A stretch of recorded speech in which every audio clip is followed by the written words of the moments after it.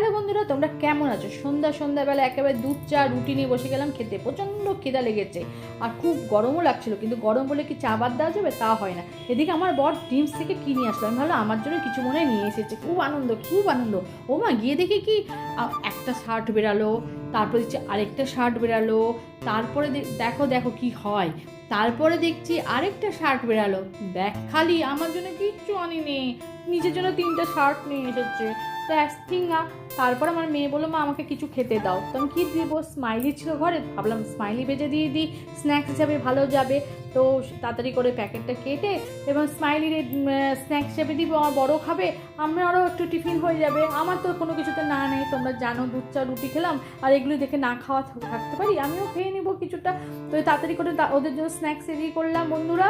আর গরম, প্রচণ্ড গরম, কিন্তু তাও হলেও কী হবে, এগুলি খেতে সবসময় ভালো লাগে, শীত বলো কি আর গরম বলো। এবার আমি তো বুঝে গেছো কী করবো, এবার হামলা। হাত তো আর সইছে না, গরম নিলাম, সসে ডুবালাম আর মুখে দিয়ে দিলাম। এই ছিল আজকে সন্ধ্যার আপডেট বন্ধুরা। ভালো লাগলে অবশ্যই লাইক কমেন্ট সাবস্ক্রাইব করে। বাই।